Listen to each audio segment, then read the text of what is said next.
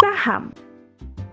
Sejak adanya Korea drama startup, instrumen investasi ini jadi naik daun dan sedang hangat-hangatnya diperbincangkan. Tapi sebenarnya, bagaimana pasar saham itu bekerja?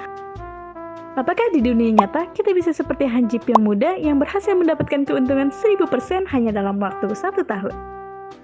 Oke, sebelum itu mari kita mulai dengan sejarah awal kenapa investasi saham bisa terjadi. Pada awalnya, konsep investasi saham ini dimulai oleh VOC tepatnya pada abad ke-17. Jadi, pada waktu itu, VOC memperkerjakan ratusan kapal untuk melakukan perdagangan emas, porselen, rempah-rempah, dan sutra ke berbagai penjuru dunia. Tapi jelas, perjalanan itu membutuhkan biaya yang gak sedikit. Maka dari itu, VOC mencari pembiayaan ke berbagai pihak dan sebagai imbalannya, VOC akan memberikan keuntungan dari perjalanan tersebut kepada para pemberi modal. Dengan cara yang sama, VOC berhasil mendapatkan modal dari berbagai tempat yang mereka kunjungi, seperti warung kopi atau pelabuhan di sepanjang benua. Nah, secara tidak sadar, sebenarnya VOC ini telah menciptakan pasar saham pertama di dunia. Namun, pasar saham modern jauh lebih kompleks lagi. Perusahaan-perusahaan harus melalui serangkaian proses yang panjang sebelum bisa menjual sahamnya ke publik. Di Bursa Efek Indonesia sendiri, saat ini ada sekitar 700 perusahaan yang sudah mencatatkan namanya dan telah menyebabkan ratusan ribu transaksi terjadi setiap harinya.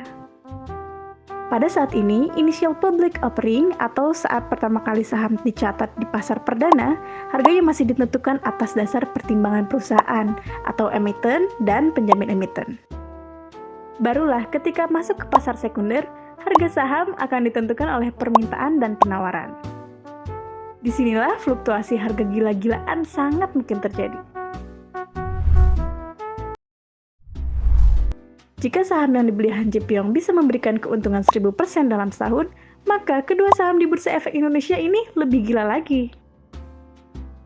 Hal seperti itu bisa terjadi karena permintaan yang sangat tinggi terhadap suatu saham dibandingkan dengan penawarannya.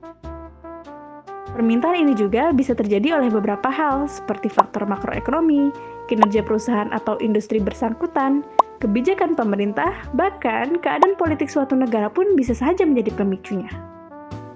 Yang jelas, mau apapun itu, selama bisa meningkatkan permintaan terhadap suatu saham, maka harga saham tersebut cenderung akan meningkat.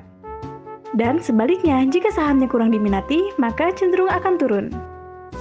Maka dapat disimpulkan bahwa yang dilakukan oleh Han Ji Pyong dalam drama startup sangat mungkin untuk dilakukan di dunia nyata. Terima kasih telah menonton video Kongruen.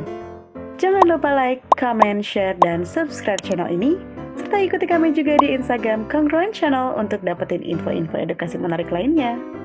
Sampai jumpa di video berikutnya.